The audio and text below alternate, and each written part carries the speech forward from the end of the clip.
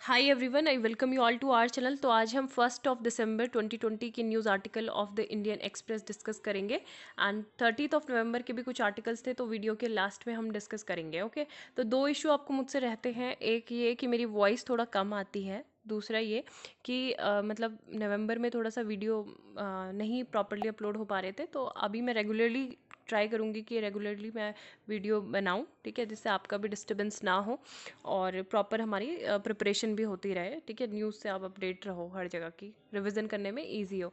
तो अभी हम पहले वॉइस का जो इशू है उसके लिए मैंने फ़ोन चेंज कर लिया। ठीक है, मैंने माइक था, ब्लूटूथ था, सब चीज़ था, वो भी यूज़ करके देख लिया। तो I don't know what is happening actually. तो अभी मैं कोशिश करूँगी कि मैक्सिमम कैपेसिटी से मैं बोलूँ। ठीक है, धीरी आवाज़, मेरी जो धीमी आवाज़ है वो बिल्कुल ये है, ऐसे मैं बोल सकती हूँ कि हाय एवरीवन, है ना। तो लेट्स डिस्कस इंटरनेशनल न्यूज़। लेकिन अभी मैं कोशिश करूँगी कि थोड़ा तेज़ बोलूँ। अब तेज़ ये है मेरा कि Australia seeks apology after Chinese official post fake image, है ना। तो वो वाला तो एक्सपेक्ट मत करना कि मैं जय महाकाल और जय भौकाल धांसू सर टाइप मतलब बोलूँ, बट जितनी है कैपेसिटी तो मैं वो कोशिश करती हूँ। Please pay attention to it, क्योंकि मेरी काफ़ी एनर्जी इसमें लॉस्ट हो गई है ना। तो Australia seeks apology after Chinese official post fake image, ना। तो ऑस्ट्रेलिया ने बोला है चाइनीज़ ऑफिशियल को कि आप क्षमा मांगो हमसे, क्योंकि आपने एक फ़ेक इमेज जो थी वो पोस्ट की सोशल मीडिया पे। फेक इमेज में क्या थी, एक ऑस्ट्रेलियन सोल्जर था, उसने अपने हाथ में नाइफ होल्ड किया हुआ था with blood on it and the throat of the Afghan child. ठीक है, अफगान चाइल्ड के एक थ्रोट पे ऐसे मतलब नाइफ किया हुआ था वो पोस्ट। तो इसको बोला calling it truly repugnant and demanding it to be taken down. तो वो जल्दी से जल्दी उसको आप हटाएं यहाँ से। प्राइम मिनिस्टर कौन है ऑस्ट्रेलिया के, स्कॉट मॉरिसन है, और इन्होंने मीडिया ब्रीफिंग में ये कंडेम की है इस पोस्टिंग को ऑफ द इमेज, और ये बोला है कि ये एक अनदर डाउन टर्न है जो दोनों ही कंट्रीज़ के बीच में जो रिलेशंस हैं उसको डिटेरिएट कर रहा है ना। उससे पहले भी काफ़ी इशू थे क्वाड ग्रुपिंग को लेके और मालाबार एक्सरसाइज को लेके भी चाइना जो है ऑस्ट्रेलिया से खुश नहीं है। तो ये एक और हरकत चाइना ने की है। Iran opposition suspected along Israel in scientist killing says senior officials. ठीक है, तो सीनियर ईरानियन ऑफिशियल जो हैं उनका ये कहना है कि जो एक अपोजिशन ग्रुप है वो सस्पेक्ट किया जा रहा है कि उन्होंने मतलब जो इसराइल के साथ वो मिलके उन्होंने जो प्रोमिनेंट ईरानियन न्यूक्लियर साइंटिस्ट थे उनको किल किया है ना। अब मोस्ट ऑफ द ईरान में ये सिचुएशन है। आई हैव एक व्हाट्सएप ग्रुप है मेरे पास जिसमें मतलब इंटरनेशनल पीपल हैं। तो वो अपार्ट फ्रॉम रिलीजियस डिस्कशन और रेसिज्म, तो इन दो टॉपिक को छोड़ के बाकी और टॉपिक पे बातें करते हैं। तो उसमें मोस्ट ऑफ द ईरानियन जो ईरानियन पीपल हैं, so they are very critical to their own government. वहाँ की सरकार के वो बहुत ज़्यादा खिलाफ रहते हैं और वो बोलते हैं मतलब they like Trump, they praise Trump, Donald Trump, है ना। तो वो कहते हैं कि ये सरकार मतलब पूरी तरह से हट जानी चाहिए यहाँ पे, यही सब लोग पूरी गलतियाँ कर रहे हैं ना। तो यहाँ पे अपोजिशन जो है खुश नहीं रहता है। तो अभी यही सस्पेक्ट किया जा रहा है कि उनका भी हाथ हो सकता है इसमें। और जो तेहरान का, ईरान की कैपिटल क्या है, तेहरान, तो तेहरान का एक लॉन्ग टाइम एनिमी है इसराइल, तो उनके साथ इन्होंने हेल्प किए मिलके, है ना। और जो वेपन यूज़ हुआ था फ्राइडे की किलिंग में ऑफ मोहसिन जो फ़करी ज़ेदा है, वाज मेड इन इसराइल। तो वो वेपन भी जो था इसराइल में बनाता है ना। तो ये टॉप नेटवर्क नंबर 1 पे भी आते थे इसराइल की लिस्ट में। And the weapons collected from the site of the terrorist act bear the logo and specification of the Israeli military industry. तो ये इस वजह से ये पता चलता है ना। तो जेरूसलम की बात करें तो there was no immediate reply from Israeli officials contacted for comment on the report. तो इसराइल की साइड से ऐसा कोई भी नहीं आया है comment. And little public profile था इनका ईरान में, but had been named by Israel as a prime player in what it says as Iran's nuclear weapon quest. ठीक है, तो फ्राइडे को इनकी किलिंग हुई थी नियर तेहरान। और अभी हम एक आइडिया पेज पे इस पे पूरा है सेक्शन, मतलब काफ़ी अच्छे से आया हुआ है, तो डिस्कस करेंगे। Moderna ask US Europe for emergency approval of vaccine. तो यहाँ पे ये बोला है यूएस की जो बायोटेक्नोलॉजी फर्म है मॉडर्ना, इन्होंने ये मंडे को बोला कि जो इनके फेज़ 3 स्टडी थी इसको एनालिसिस करने के बाद जो इनकी वैक्सीन कैंडिडेट है उस पर इंडिकेट किया गया है कि इसकी जो इफ़िकेसी रेट है वो कितना है, 94.1% इफेक्टिव है ये अगेंस्ट कोविड-19। ठीक है, इन्फेक्शन, और 100% इफेक्टिव है ये अगेंस्ट जो अनदर टाइप जो दूसरी टाइप की सीवियर केसेस या इलनेसेस हैं उसके लिए। तो मॉडर्ना, ठीक है, वो mRNA 1273 also said it would on Monday. इन्होंने जो FDA है, food and drug administration of USA, कि ये क्या करे, वैक्सीन प्रोवाइड करे एटलीस्ट इमरजेंसी यूज़ के लिए। It will also seek conditional approval from the European medicine agency, ठीक है, तो यही इंपॉर्टेंट है। बाइडेन जो है अनाउंस कर रहे हैं his economic team signalling more diverse White House, तो bricks food playing with dog. तो यहाँ पे जैनेट येलन ट्रेजरी सेक्रेटरी है ना, तो economic adviser member Jared Bernstein, health बोशे, तो ये सारे लोग हैं, Neera Tanden. Next news that is related to हमारी जो जीडीपी का सेकंड क्वार्टर है वो रिलीज़ किया गया, तो उसमें प्रीवियस क्वार्टर के मतलब उससे देखें तो कॉन्ट्रैक्शन कम हुआ है डिफरेंट सेक्टर में, है ना, इकोनॉमी से रिलेटेड यही न्यूज़ है। कल के आर्टिकल्स भी यही थे, अभी देखेंगे हम उन्हें लास्ट में। The journey of an Annapurna idol from Varanasi to Canada and back, तो ये बहुत इंपॉर्टेंट है। ये क्या है, Annapurna idol at the MacKenzie art gallery, ठीक है, अन्नपूर्णा आइडल है।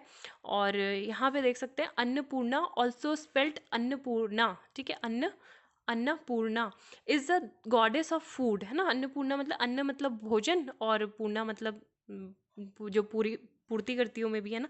तो 18th century idol carved in the Banaras style is part of the university of Regina Canada's collection at the MacKenzie art gallery. तो ये मतलब हमारे यहाँ से चोरी हुई थी ये जो है, लेकिन फिर क्या हुआ, ये स्टैचू जो आइडल है of the goddess Annapurna century ago, है ना, 1913 के टाइम पे ये हुई थी।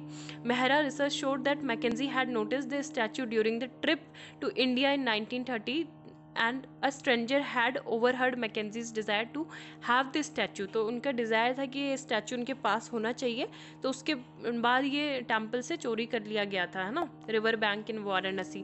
तो अभी यह है कि कनाडा से हमने वापस ले लिया है इसे। इन द नवंबर 29 एपिसोड ये मन की बात में प्राइम मिनिस्टर ने अनाउंस किया the ancient idol of the goddess Annapurna is being brought back from Canada to India, ठीक है। तो ये stolen from temple of Varanasi, जो मोदी की लोकसभा कॉन्स्टिट्यूंसी भी है, and smuggled out of the country around 100 years ago somewhere around 1913, है ना। तो ये बहुत ज़्यादा इंपॉर्टेंट है, और वाराणसी काशी में ही क्या पता मतलब इसको दोबारा रिस्टोर किया जाएगा, या फिर क्या किया जाएगा। The idol is expected to land in Delhi in the middle of December as per sources और आर्कियोलॉजिकल सर्वे ऑफ इंडिया, ठीक है, ASI। तो ASI के बारे में भी आपको ये पता होना चाहिए कि 1861 में ये स्टैब्लिश हुआ था। अलेक्जेंडर कनिंघम इसके फर्स्ट डायरेक्टर थे, और यही इसके कस्टोडियंस होते हैं जितने भी ये रिपाट्रिएट आर्टिफैक्ट्स होते हैं हमारे इंडिया में, तो सबके कस्टोडियन कौन होता है, ASI ही होता है, ठीक है। तो ये वेरिफिकेशन करेंगे, डॉक्यूमेंटेशन होगा, and after that decision will be taken. तो इसकी जो फाइनल कस्टडी होगी उसका डिसीजन लिया जाएगा। Prime minister said the statue will be back in the Kashi and ASI has tasked with ascertaining the security arrangement at the idols original जो locations हैं, है ना, वहाँ पे before handing it back it trustees at temples. तो other objects अगर हम बात करें, यहाँ पे एक अच्छी बात है जो कनाडा की यूनिवर्सिटी है वहाँ उन्होंने कही थी कि as a university we have responsibility to right historical wrongs and help overcome the damaging legacy of colonialism wherever possible, है ना। तो वो तो उस टाइम पे उपनिवेशवाद था, तो उसकी वजह से ये सब चोरी वगैरह होके वहाँ चले जाते थे, हमारी जो चीज़ें हैं इंपॉर्टेंट, हमारे जो हेरिटेज को दर्शाते हैं। अ फ्यू वीक्स अगो जो यूनियन मिनिस्टर हैं, यूनियन कल्चर मिनिस्टर हैं, कौन है, प्रहलाद पटेल, इन्होंने भी 13th सेंचुरी का जो ब्रॉन्ज आइडल था वो लॉर्ड रामा का था, ठीक है, ब्रॉन्ज आइडल 13th सेंचुरी का, किसका, लॉर्ड रामा का और लक्ष्मणा का और गॉडेस सीता का, तीनों के जो थे, विच वर रिपार्टेड फ्रॉम द UK, ठीक है, UK से ये हमें रिसेंटली लाए गए हैं टू द तमिलनाडु गवर्नमेंट। तो तमिलनाडु गवर्नमेंट को ये हैंड ओवर कर दिए हैं, और उन्होंने ये भी बोला कि state government to keep antiquities in safe custody so that such situations of theft and legal battles don't arise, है ना, दोबारा ऐसी सिचुएशन ना हो। और 2014 और 2020 के बीच में अगर हम बात करें तो government has been able to retrieve 40 antiquities from various countries, ठीक है। 1976 से 2014 में 13 pieces had been repatriate to India. तो ये बहुत ज़्यादा इंपॉर्टेंट है। 75 से 80 जो है पीसेज जो हैं अभी वो प्रोसेस में हैं, ये सब हम अपने इंडिया में वापस बुला लेंगे अपनी चीज़ें। Hyderabad temple and the cities name. तो हैदराबाद टेम्पल जो है अभी ये कंट्रोवर्सी चल रही है। जो यूनियन मिनिस्टर अमित शाह हैं, तो इन्होंने क्या किया, हैदराबाद में विजिट किया। अब हैदराबाद में विजिट किया तो कहाँ पे किया, भाग्य लक्ष्मी टेम्पल। ठीक है, तो पहली इंपॉर्टेंट फैक्ट हमको क्या मिल गया, भाग्य Lakshmi temple is situated which of the state, तो हैदराबाद स्टेट मतलब कर्नाटक में है। ठीक है, तो सॉरी तेलंगाना। ठीक है, Bhagya Lakshmi temple while on a trip in Hyderabad to campaign for the city municipal election. तो उत्तर प्रदेश के चीफ मिनिस्टर जो योगी आदित्यनाथ है वो भी हैदराबाद में कैंपेनिंग कर रहे थे। और उसके बाद ही मतलब किसी ने बोला कि जैसे अर्लियर जो इसका नाम था, हैदराबाद का नाम वो भाग्यनगर था। तो some people were asking me if Hyderabad can be renamed of Bhagyanagar as a. तो उन्होंने कहा कि क्यों नहीं हो सकता है ना। तो नेम चेंजिंग आपको पता है कि पहले से भी मतलब काफ़ी हर जगह, जैसे इलाहाबाद का था तो इलाहाबाद का भी प्रयागराज कर दिया गया है। और बहुत सारे जो स्टैचू और जो आइलैंड है उनके नेम चेंज हुए हैं ना। तो नेम चेंज बहुत ज़्यादा ही हुआ है। और अभी भी मतलब ये हैदराबाद की बात की जा रही है बीजेपी के जो एमएलए हैं उनके द्वारा कि हैदराबाद को दोबारा से क्या कर देना चाहिए, भाग्यनगर ही उसको कर देना चाहिए। क्योंकि ये क्या था, पहले इसको भाग्यनगर ही बोला जाता था, but it was change Hyderabad by Muhammad Quli Qutb Shah. Muhammad Quli Qutb Shah के द्वारा ये चेंज किया गया था। एंड व्हाट इज द भाग्य लक्ष्मी टेम्पल, तो ये गॉडेस लक्ष्मी जी का टेम्पल है adjacent to the south east minar of Char Minar, made of bamboo poles and turplines. It has a tin roof and the south east minar forms its back wall. There is no definitive version on how and when exactly it came up, but it has been there since at least 1960 है ना। Exact हमको पता नहीं है कि कब से है, लेकिन 1960 से ये है वहाँ पे। A large number of Hindu traders and businessmen who have shops in चार मीनार एरिया, तो ये टेम्पल को डेली विजिट करते हैं। तो बस यही इसमें इम्पॉर्टेंट रखना है। और भाग्य लक्ष्मी टेम्पल हमने ऑलरेडी बता दिया है कि क्या है। और इससे पहले इसको लेके बहुत ज़्यादा डिस्प्यूट भी हुए, कंट्रोवर्सी भी हुई है। 1979 की बात करें नवंबर में, तो उस टाइम पे भी कंट्रोवर्सी हुई थी। 1983 में कंट्रोवर्सी हुई थी, बैनर्स लगा दिए गए थे टेम्पल में ऑन द गणेश फेस्टिवल, है ना। तो वहाँ पे टेंशन इरप्ट हुई थी जब टेम्पल जो था उसको एक्सपेंड करने की बात की गई थी। और मॉस्क्यू पे अटैक हुआ था फिर नवंबर। तो ये सब चीज़ें हैं, ठीक है। Next, Kashmir India and the OIC। तो OIC क्या, ऑर्गेनाइजेशन ऑफ इस्लामिक कोऑपरेशन। तो अभी ये है कि इनका 46 सेशन चल रहा था। तो यहाँ पे ये देख सकते हैं, ये तो पहले वाला है ना 46। अभी ये कौन सा था, 47th। यहाँ पे क्योंकि सुषमा स्वराज जी थी तो तब मुझे ध्यान आया कि ये तो पहले वाला था, है ना। तो ये 2019 का है। Then external affairs minister Sushma Swaraj guest of honour at the OIC foreign minister meeting in Abu Dhabi in 2019। अब गेस्ट ऑफ ऑनर के थ्रू बुलाया गया था, तो इसको काफ़ी विन विन सिचुएशन बोला गया था इंडिया के लिए, है ना। क्योंकि इन्होंने डायरेक्टली बुलाया था और इसी टाइम पे आर्टिकल 370 को भी एब्रोगेट किया था जम्मू कश्मीर से। तो 47 सेशन हुआ था इसका फॉरेन मिनिस्टर का, नवंबर 27 से 29 में निमय नाइजर में, ठीक है। और यहाँ पे रेफरेंस दिया गया कि इंडिया की जो पॉलिसीज़ हैं जम्मू कश्मीर में, ठीक है, जम्मू कश्मीर में जो पॉलिसीज़ हैं इंडिया की, तो उसको रेफरेंस दिया गया। तो इंडिया ने इनको एडवाइस किया OIC को कि आप इन सब चीज़ों से, हमारे जो इंटरनल मैटर है उनसे दूर ही रहें और फ्यूचर में भी इस तरीके के रेफरेंस ना ही दें, तो इट वुड बी बेटर, है ना। It is regrettable that the grouping continues to allow itself. तो ये क्या कर रहे हैं एक तरह से, जो सर्टेन कंट्री के द्वारा चीज़ें इनको बोली जा रही हैं बार बार, तो वो वही चीज़ बोल रहे हैं। तो रिलीजियस टॉलरेंस जिस कंट्री में है, रेडिकलिज्म है, प्रोसिक्यूशन ऑफ माइनॉरिटीज़ है, तो वो कौन सी कंट्री है, मतलब एक तरह से रेफरेंस पाकिस्तान को ही दिया गया था। अब OIC की बात करें तो OIC को फॉर्मली क्या बोला जाता था, organisation of Islamic conference is the world second largest inter governmental organisation. तो अगर यूनाइटेड स्टेट के बाद कोई दूसरा इंटरनेशनल ऑर्गेनाइजेशन है इंटर गवर्नमेंट, तो वो कौन है, OIC, ठीक है। इसमें कितने मेंबर हैं, 57 मेंबर स्टेट हैं। And the OIC started objective is to safe guard करना और प्रोटेक्ट करना। किसको? जो मुस्लिम वर्ड्स के इंटरेस्ट हैं उनको सेफगार्ड और प्रोटेक्ट करना, और इंटरनेशनल पीस को प्रमोट करना, और पूरे वर्ल्ड में जो भी है लोगों के बीच में हार्मनी को लाना। ओआईसी हैज़ रिजर्व मेंबर्स भी हैं फॉर मुस्लिम मेजॉरिटी कंट्रीज, और Russia, Thailand and a couple of other small countries have observer status. ठीक है, अगर हम इंडिया की बात करें, इंडिया की रिलेशनशिप ओआईसी से कैसी है, तो 45th सेशन जो हुआ था फॉरेन मिनिस्टर समिट 2018 में, बांग्लादेश होस्ट था उस टाइम पे, तो बांग्लादेश ने ये सजेस्ट किया था where more than 10% of the world Muslim live, है ना, शुड बी गिवन ऑब्जर्वेंस, कि मतलब बांग्लादेश ने, हमने बोला कि एटलीस्ट 10% तो जो मुस्लिम मेजोरिटी है वो कहाँ पे रहती है, इंडिया में ही रहती है, तो इंडिया को भी क्यों ना ओआईसी का मेंबर बना दिया जाए। लेकिन उस टाइम पे पाकिस्तान ने ही इसको अपोज कर दिया, इस प्रपोजल को, और 1969 में India was disinvited from the conference of Islamic countries in Rabat. ठीक है, यहाँ पे नहीं बुलाया गया। उसके बाद जो 2019 है, तो 2019 का हम ऑलरेडी बता चुके हैं कि ये काफ़ी ज़्यादा एक तरह से it was seen as a diplomatic victory for New Delhi, जब इंडिया मतलब सुषमा स्वराज जो थी एक्सटर्नल अफेयर्स मिनिस्टर उस टाइम पे, उनको बुलाया गया। ठीक है, पुलवामा अटैक भी क्योंकि पाकिस्तान ने किया था उस टाइम पे, एंड पाकिस्तान ने उस टाइम पे भी इन्विटेशन को अपोज किया, और जो उनके फॉरेन मिनिस्टर थे शाह महमूद कुरैशी, इन्होंने जो प्लेनरी जो मीटिंग थी, है ना, तो उसको भी बायकॉट करने की कोशिश की थी, जब यूएई टर्न डाउन इस डिमांड, तो यही सब है ना। तो what is the OIC stand on Kashmir, तो कश्मीर को लेके ये जनरली सपोर्टिव रहते हैं, किसके? पाकिस्तान के।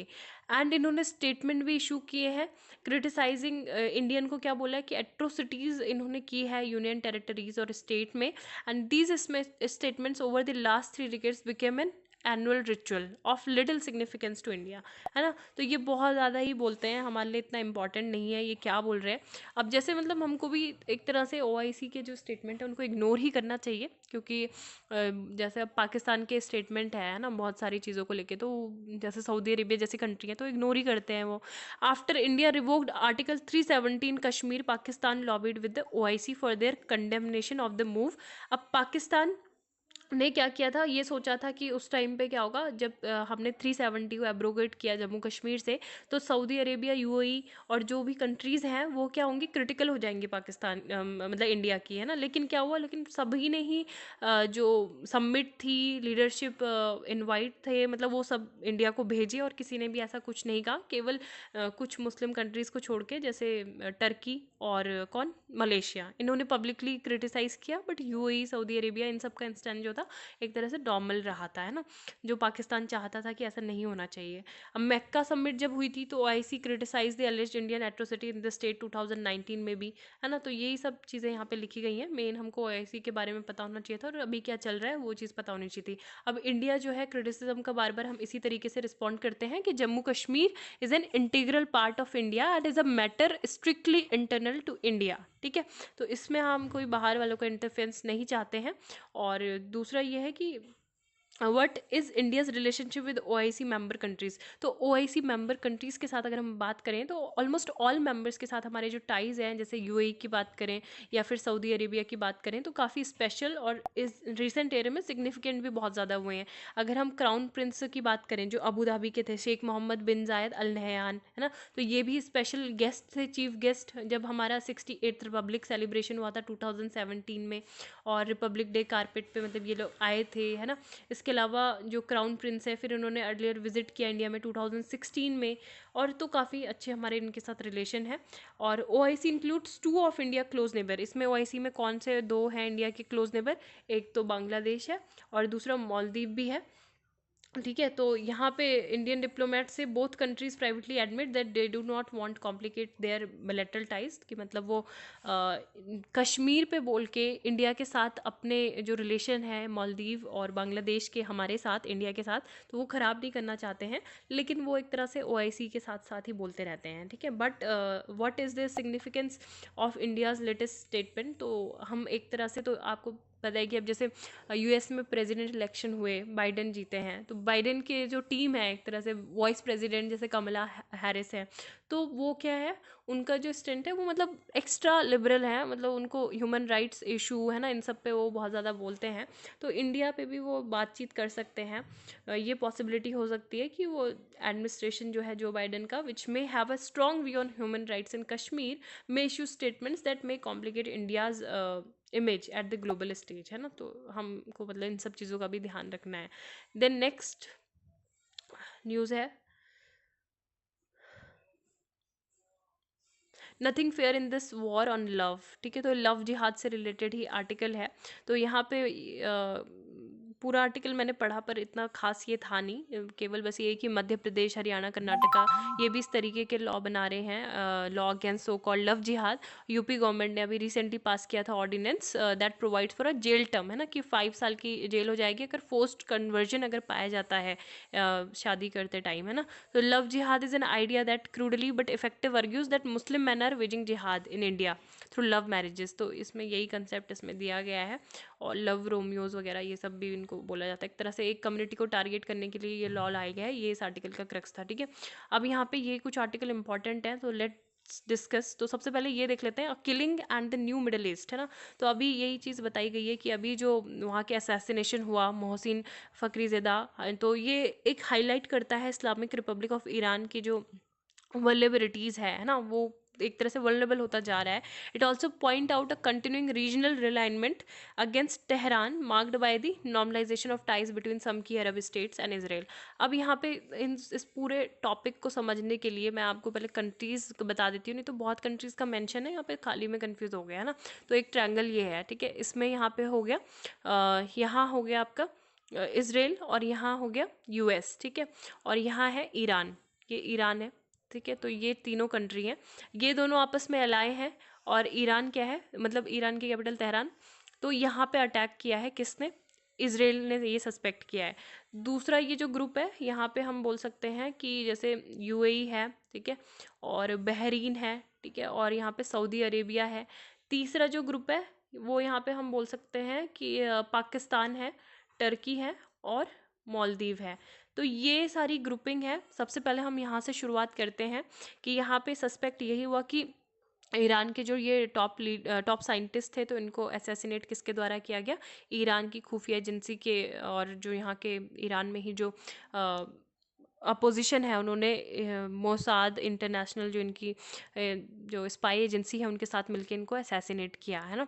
उसके बाद इसराइल ने इस पर कुछ अभी कहा नहीं है, कोई कमेंट नहीं आया है, और यहाँ पे जो है इनके रिलेशन बहुत ज़्यादा क्रिटिकल हो गए हैं। पॉलिटिकल टर्बुलेंस का एक यहाँ पे एटमोसफेयर बना हुआ है मिडिल ईस्ट में, और इसके मेजर कॉन्सिक्वेंसेज हो सकते हैं, which has intimate religious economic and strategic style with the region, है ना। तो सारे ही रीजन पे इसका असर पड़ेगा, और ईरान का जो एक तरह से आइसोलेशन है in the region, Trump administration है Republican, Gulf have been a shared interest in preventing Joe Biden, है, तो इनके एक तरह से शेयर्ड इंटरेस्ट है कि जो बाइडेन मतलब नहीं आना चाहिए। जब वो आएगा तो एक तरह से वो क्या करेगा, जो वहाँ के जो बैंड किए हुए हैं न्यूक्लियर प्रोजेक्ट्स, है ना, तो वो न्यूक्लियर डिप्लोमेसी फिर से स्टार्ट कर सकता है, और जो तेहरान का जो आइसोलेशन में जो जी रहा था तेहरान, वो क्या हो सकता है, फिर से वो रिवाइव कर जाएगा, एंडिंग तेहरान आइसोलेशन। तो यहाँ पे इस सब चीज़ों को देखते भी ये हुआ है, और ईरान की मतलब इससे जो है वीकनेस और ज़्यादा दिखती है, और यूएस के साथ मतलब किस तरीके से कैसे रिलेशनशिप रहेंगे, और जो हार्ड लाइनर से who are itching for a confrontation. तो यही चीज़ बोली गई है कि are there enough domestic opponents of the regime that are now willing to collaborate with foreign security agency. तो अपोनेंट्स ही मतलब खुद की कंट्री में ही इतने ज़्यादा उनके अपोनेंट्स हो गए हैं, तो वो क्या करना चाहते हैं, मतलब बाहर की जो सिक्योरिटी एजेंसी है उनके साथ मिलके एक तरह से ये कर रहे हैं, इंक्लूडिंग इसराइल, मोसाद, है ना, अपने ही कंट्री में मतलब इन्फॉर्मेशन जो है वो बाहर दे रहे हैं।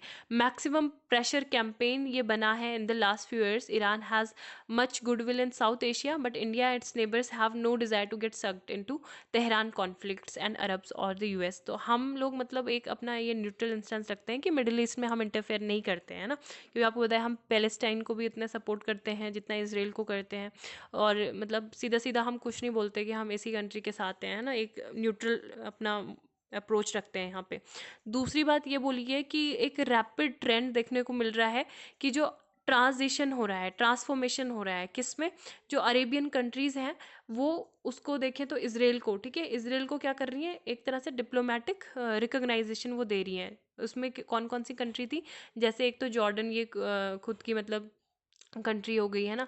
गल्फ़ कंट्रीज़ की अगर हम बात करें तो सबसे पहले यूएई, उसके बाद बहरीन ने सपोर्ट किया किसको, इसराइल को, डिप्लोमेटिक टाइज उनसे इस्टेब्लिश किए, यूएई के बाद बहरीन ने। और सऊदी अरेबिया से भी ये बोला है कि सऊदी अरेबिया के जो प्रिंस थे वो भी मिले थे bin Salman, Israeli prime minister Benjamin Netanyahu से, है ना। लेकिन सऊदी अरेबिया ने अभी मना कर दिया है। लेकिन इतनी ज़्यादा कोई मतलब ऐसा है नहीं कि कभी सऊदी अरेबिया नहीं रिकॉग्नाइज़ करेगा, वो भी रिकॉग्नाइज़ ही करेगा, है ना।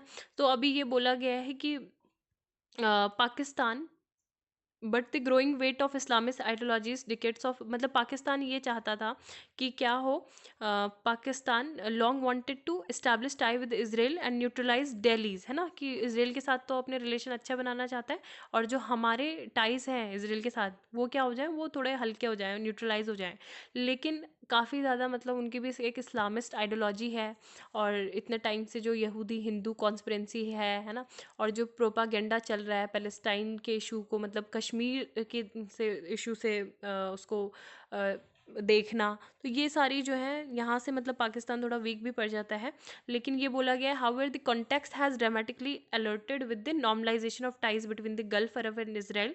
पाकिस्तान के जो जैसे पीएम है, ठीक है, इमरान खान, तो उन्होंने प्रेशर में आके बहुत सारी बातें की। अब जैसे सऊदी अरेबिया और यूएई की तरफ से प्रेशर आया कि आप इसराइल को क्या करो, रिकॉग्नाइज़ करो। और पाकिस्तान ने भी मतलब एक तरह से सेंसिबल रिलेशनशिप दिखाना चाहता है वो इसराइल के साथ, और वो उससे भी बचा रहना चाहता है कि यूएस से भी उनके कोई प्रेशर ना पड़े, है ना, सैंक्शन ना आए।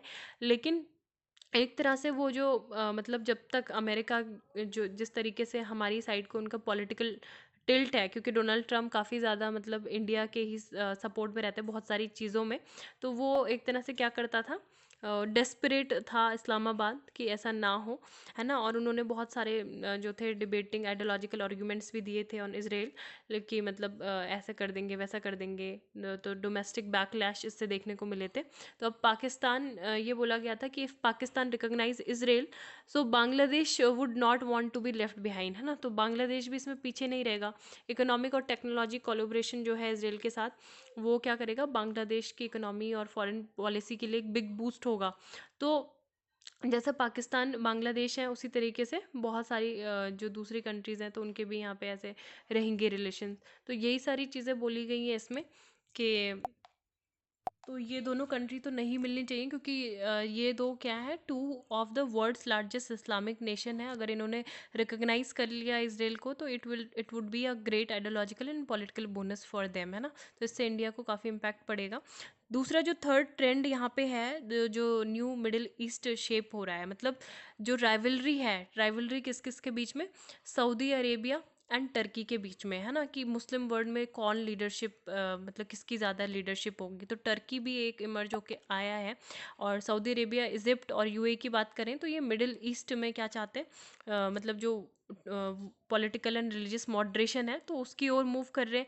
लेकिन जो टर्की है अंडर रेसिप तैयब एर्दोगन, वो एक न्यू चैम्पियन ऑफ पॉलिटिकल इस्लाम वो बन के आना चाहता है ना, secular Turkey. So Turkey new religious deal provides a good ideological cover for Erdogan's ambitions to expand it's geopolitical influence. और टर्की जो है इसके कंटेंशंस काफ़ी ज़्यादा है सऊदी अरेबिया के साथ, तो इससे इम्पैक्ट इंडिया में भी पड़ रहा है और पाकिस्तान में भी पड़ रहा है ना। और क्योंकि देखो टर्की ने साफ साफ जो अगर कश्मीर का मुद्दा हो वो बहुत ज़्यादा ही मतलब इंटरनेशनल फोरम पे उसको पाकिस्तान के साथ उठाता रहता है, और पाकिस्तान इससे काफ़ी ज़्यादा मतलब यूज़फुल कर रहा है काउंटर टू गल्फ अरब, है ना। तो जो उसके साथ स्ट्रैटेजिक टाई रख रहे हैं तो उनको मतलब कह रहा है कि ऐसे नहीं करने देंगे, हम ये नहीं करने देंगे। सऊदी अरेबिया ने भी थ्रेटन किया था, है ना, पाकिस्तान चैलेंज सऊदी अरेबिया, तो सऊदी अरेबिया को पाकिस्तान ने चैलेंज किया था कि जो OIC है और ये वाले सारे जो ग्रुप हैं तो आप हम मतलब क्या करेंगे, इसको छोड़ के एक और ज़्यादा रेडिकल फॉरम एक बनाएंगे। उसमें पार्टनरशिप किसकी होगी, पाकिस्तान और बांग्लादेश, सॉरी पाकिस्तान, टर्की और मलेशिया। ठीक है, तो ये पीटीएम, ये जो कंट्री हैं पाकिस्तान, टर्की और मलेशिया, ये 3 कंट्री का हम ग्रुप बनाएंगे। उसके बाद इन्होंने मतलब इतना ज़्यादा इसको इम्पोर्टेंस नहीं दी पाकिस्तान की बात को, लेकिन सीधा ये बोल दिया कि जो भी हमने आपको लोन्स वगैरह दिए हैं इकोनॉमिक क्राइसिस के टाइम पे, आप उनको लोन्स उनको रिटर्न कर दो, है ना। तो ये पाकिस्तान तो कर नहीं पाएगा अब। तो यही सब चीज़ें हैं। Abu Dhabi deliberately blocking Pakistani labour export, क्योंकि अगर हम पाकिस्तान की बात करें तो सऊदी अरेबिया, वहाँ पे 2 मिलियन पाकिस्तानी वर्कर्स रहते हैं। और अगर मतलब यूएई ऐसा करता है तो there are also reports that the UAE might send back Pakistani worker. ठीक है, तो 1.2 मिलियन जो पाकिस्तानी वर्कर्स अमीरात में हैं, एमिरेट्स, तो वहाँ पे वो क्या कर देगा, उनको डाउन साइजिंग कर रहा है, क्योंकि अपना जो फॉरेन लेबर फोर्स है कंट्री में करंट इकोनॉमिक डाउन ट्रेंड की वजह से। तो यहाँ से पाकिस्तान के भी जाएंगे तो सऊदी अरेबिया भी यही पैटर्न को फॉलो करेगा, और 2 मिलियन जो पाकिस्तानी वर्कर्स हैं उनको भी वहाँ से बाहर निकाला जाएगा, है ना। तो UAE, Saudi Arabia have option to put massive cost on the Pakistani economy that can't be plussed by Turkey और मलेशिया। तो ये सारी चीज़ें कर सकते हैं पाकिस्तान को टैकल करने के लिए, मतलब दोनों ही countries. Then this article death of a student, it points finger at an education system that turns a blind eye to inequality. अभी ये हुआ था कि लेडी श्री राम कॉलेज की एक स्टूडेंट थी, Aishwarya Reddy, and she died by media, political activist and civil society in general, है ना। तो ये चीज़ बोला गया है। तो इसमें काफ़ी सारे लोगों ने मतलब हर कोई किसी को, एक दूसरे को कल्प्रिट बता रहे हैं। तो अल्टीमेटली कौन रिस्पॉन्सिबल है उसकी डेथ के लिए, क्यों मतलब उसने लाइफ की जगह पे डेथ को चूज़ किया, वाई। तो इसके 4 फैक्टर्स बताए गए हैं प्राइमरी जो रिस्पॉन्सिबल हैं, ऐसे सर्कमस्टेंसेज जो क्रिएट हुए थे that pushed her choose death over life. So they are have caused by the digital divide, है ना। सबसे पहली बात ये कि डिजिटल डिवाइड था, एक्सेसिंग ऑनलाइन एजुकेशन। अब जो डीएसटी है, यानी कि department of science and technology, तो इन्होंने क्या किया, मतलब जो एक वेल डिजर्व्ड स्कॉलरशिप थी जो टाइम पे मिलनी चाहिए थी, लेकिन उसमें देरी की, डिले किया।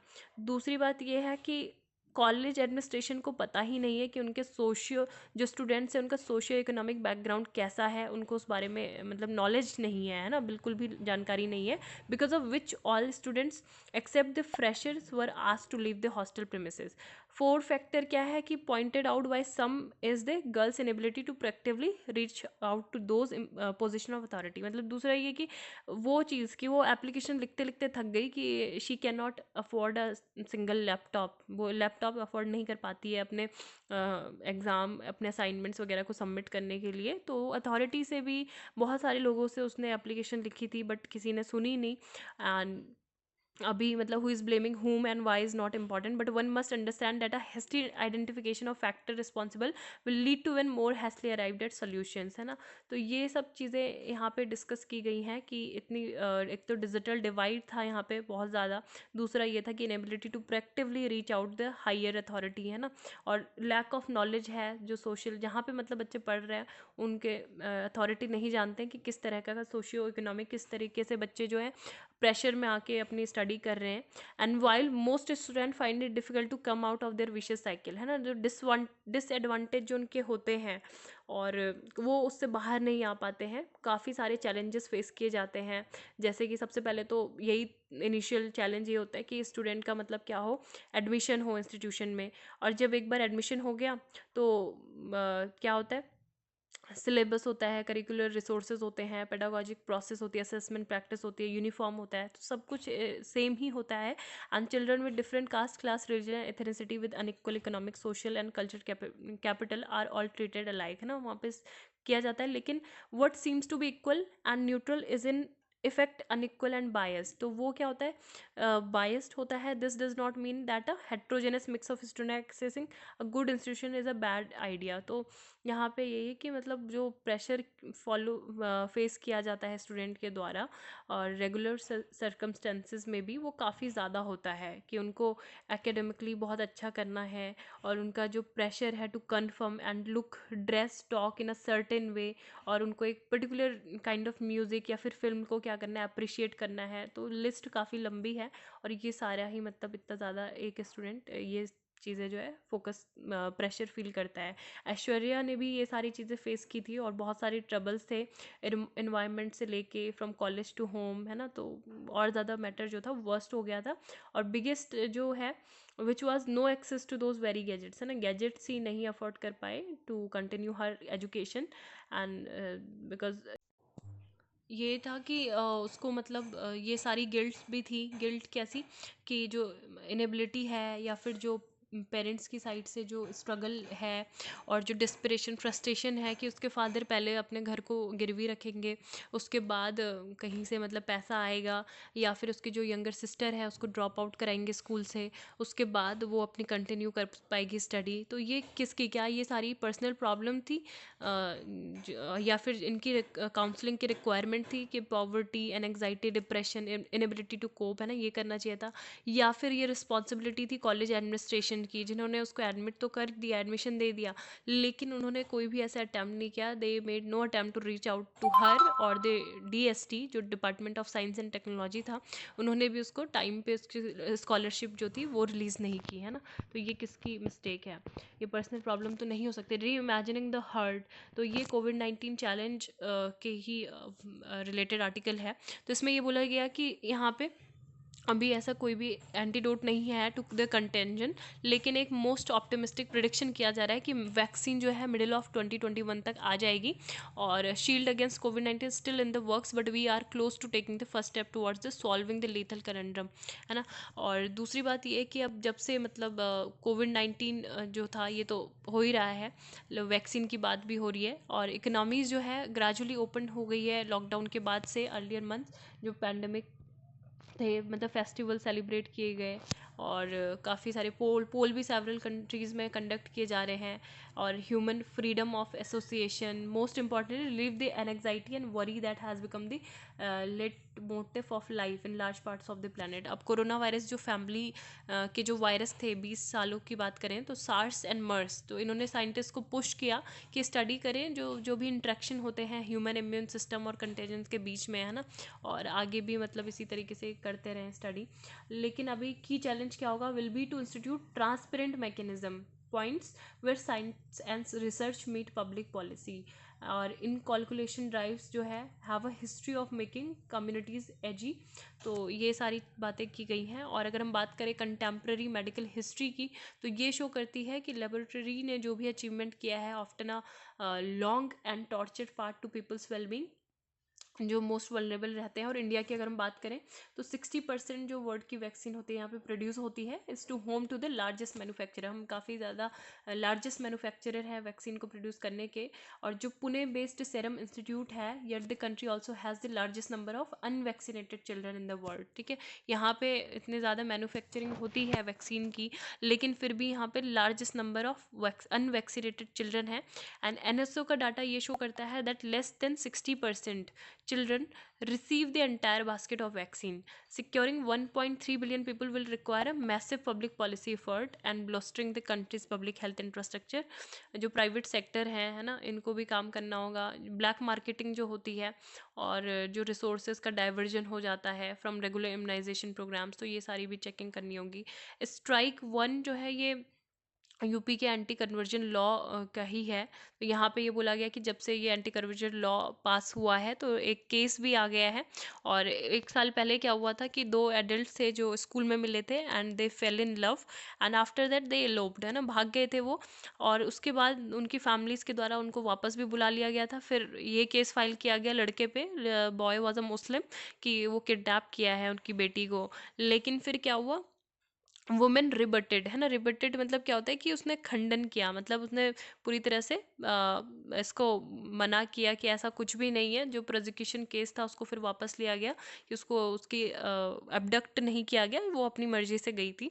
अ day after the UP governor clear the ordinance, the women family filed a case against 24-year-old Muslim man accusing him of trying to force her to convert and marry him, ना। तो ये सारी चीज़ें इससे हो रही हैं। और लोगों को मतलब खुद लोग अपनी आइडियोलॉजी चेंज नहीं करना चाहते, इसलिए वो एक इम्पोज कर रहे हैं कि ये पर्सन इसको एबडक्ट करके ले गया या किडनैप कर लिया। In Karnataka it's other another state that is considering a version of this law against freedom. और यहाँ पे ये बोला गया कि जैसे सेक्शन 366 है ऑफ इंडियन पेनल कोड, तो ये डील करता है किडनैपिंग, एबडक्टिंग और कोर्सिंग a women into a marriage, है ना। तो ये भी बोला गया है, ये जो is being use to stop several interfaith and inter state unions, है ना। तो इनको जो ताकि ये मैरिज ना हो पाए, इस वजह से इनको रोकने के लिए लॉ बनाए जा रहे हैं। And study have shown how the law against, जैसे जो रेप के लिए लॉ बना है तो उसका कितना ज़्यादा यूज़ होता है, मिस यूज़ होता है ना, has been use to criminalise जो कंसेंशुअल रिलेशनशिप भी होती हैं जिसमें व्यक्ति अपने कंसेंट से इन्वॉल्व रहता है, तो उसमें भी मतलब रेप केसेस लग जाते हैं। तो ये सारी चीज़ें भी होती हैं। देन ये कावन एंड फ्रेंड्स, तो ये है वर्ल्ड लोनलीस्ट एलिफेंट था, वो पाकिस्तान से कंबोडिया शिफ्ट हो गया है, बिकॉज मतलब वो भी सॉलिटरी कन्फाइनमेंट में था। सॉलिटरी कन्फाइनमेंट को यहाँ पे बोला गया द क्रूएल पनिशमेंट, है ना, मोस्ट क्रूशल क्रूएल पनिशमेंट है ये, acknowledge to be a most cruel punishment, solitary confinement, कि मतलब अकेले रहना जब नहीं रहा जा रहा है ना, क्योंकि एलिफेंट्स को बोला जाता है they are like homo sapiens, humans being की तरह ही होते हैं, सोशल एनिमल्स होते हैं, वो भी ग्रीफ, लॉस, लव और एंगर हमारी ही तरह फील करते हैं, तो उनको ऐसे अकेले नहीं रहना, तो इस वजह से ये कहाँ चले गए, कंबोडिया में चले गए। Then this article test and protest, तो ये फार्म प्रोटेस्ट जो हो रहा है हरियाणा में, तो यहाँ पे सेंटर ने ये सजेस्ट किया है, जो फार्म है वो मतलब एजिटेट कर रहे हैं फार्मर्स, और मेनली पंजाब से हैं, और उनको इंस्टिगेट किया गया है, उनको मिसलीड किया गया है, और they are mere puppets and pawns, जो लार्जर कॉन्स्पिरेंसी है उसके, है ना, जो कांग्रेस के द्वारा स्पॉन्सर्ड की गई है, और inflated by those whom Haryana chief minister Khattar has called unwanted elements and other have not hesitated from describing Maoist and Khalistanis, तो ये सब चीज़ें बोल रहे हैं। तो यही चीज़ बोल रहे हैं कि अब जो जैसे शिरोमणि अकाली दल था, तो वो भी क्या हो गया, काफ़ी ज़्यादा मतलब लॉन्ग अलायंस था इनका एसएडी के साथ, तो वो भी ब्रेकअप हो गया उसका भी, and the partnership with this Shiromani के वाज अ वे, है ना, कि मतलब वहाँ पे एक तरह से पंजाब में वो अपना थोड़ा सा डोमिनेंस क्रिएट कर सकते थे अभी, लेकिन कांग्रेस की है एंड द रीजनल पार्टी, और वो नहीं कर पाए हैं ऐसा, तो ज़्यादा कुछ खास ही आर्टिकल था नहीं। Karnataka 5,762 gram panchayat to go to polls in 2 phases in December, and 10 Rajya Sabha members taking oath, है ना, तो ये ओथ ले रहे हैं। नेक्स्ट जो न्यूज़ है वो देख लेते हैं। Prime minister for them, heritage means own statues for US, for us India's value, है ना, तो ये वही था जो स्टैचू की हमने बात की गई थी। Annapurna being brought back to the country after nearly 100 years, तो अन्नपूर्णा का स्टैचू कहाँ से, कनाडा से हम ले आए हैं। और ये एग्रोकेमिकल्स कॉन्फ्रेंस 2020, 1 दिसंबर 2020, 9th एग्रोकेमिकल है ये, ठीक है। और role of agrochemicals in achieving vision of $5 by 2025, 5 trillion economy by 2025, ठीक है। फिक्की के द्वारा ये कंडक्ट किया जा रहा है। एंड देन नेक्स्ट न्यूज़, यहाँ पे वर्ल्ड एड्स डे भी आज है, 1 दिसंबर 2020 को मनाया जाता है, ग्लोबल सॉलिडेरिटी शेयर्ड रिस्पॉन्सिबिलिटी, तो ये इसलिए भी ऐड पे भी हमको एक बार नज़र मारनी चाहिए।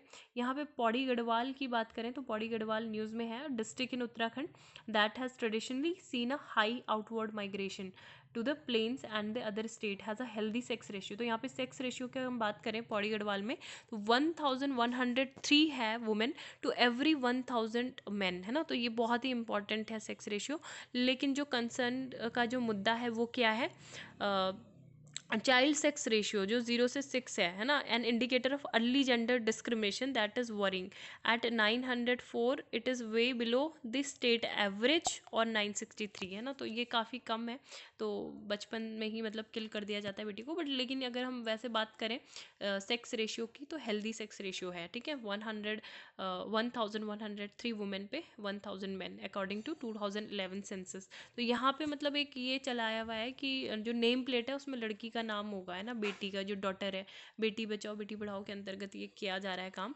Usually women don't claim their ancestral property and leave it to their male siblings, so this program is just a start. Having the women names on the name plate will elevate her status in the family and with society, तो ये Pauri Garhwal district not to gender rights, girls of the house gets name plate, है ना, तो ये important है।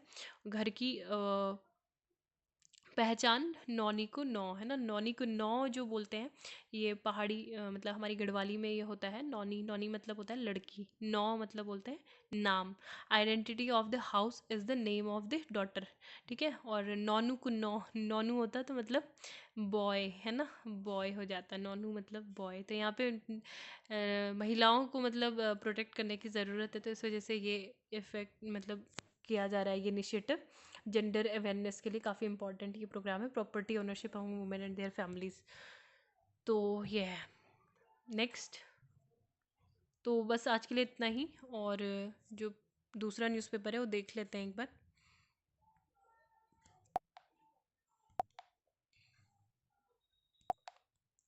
ये wall ये PDF जो था ये थोड़ा ब्लैंक ब्लैंक सा हो गया है, ऑलमोस्ट ज़्यादा पीडीएफ, तो ये ओपन ही नहीं हो रहा था कल का।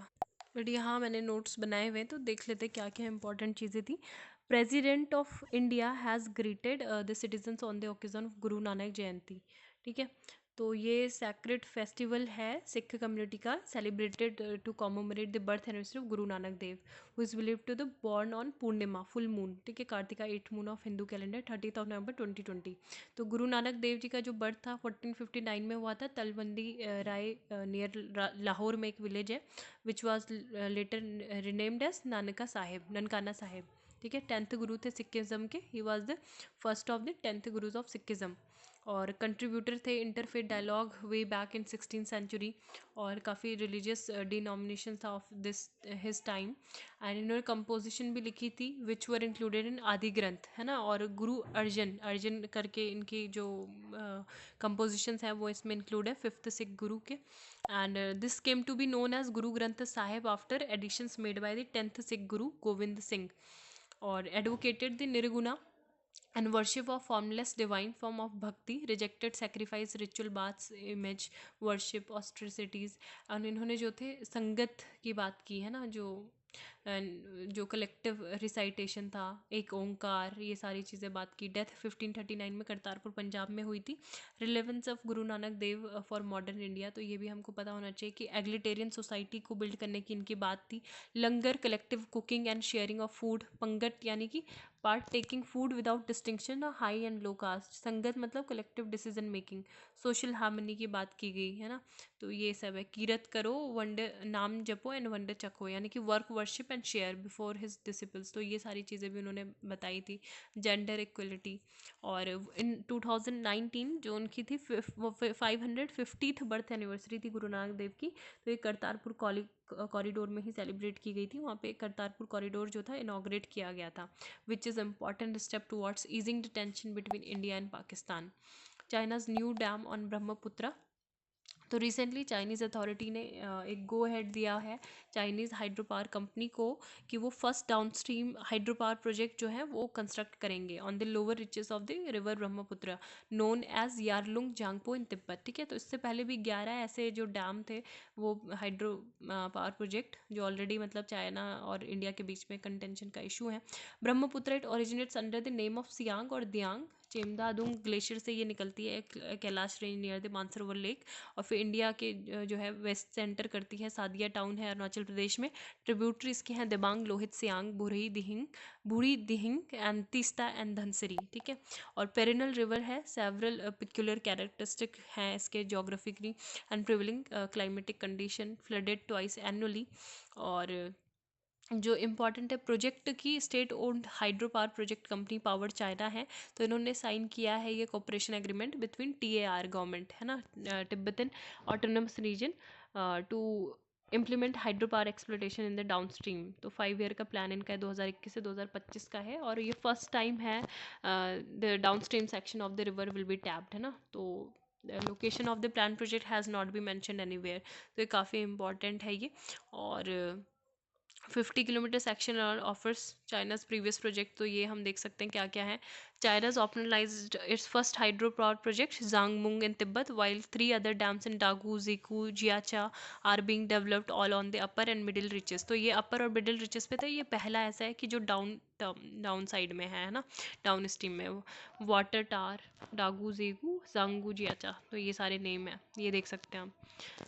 इंडिया के लिए काफ़ी सारी कंसर्न है इसके, तो एक बार हम इसको दोबारा से एक बार डिस्कस कर लेंगे बाद में। आज के लिए बस इतना ही। उम्मीद है आपको लेक्चर पसंद आया होगा। Please do like share and subscribe to our channel and press the bell icon. ठीक है, तो ओआईसी के बारे में हम देख चुके हैं। प्रगति मीटिंग एक हुई थी, ये भी हम देख लेते हैं रिसेंटली।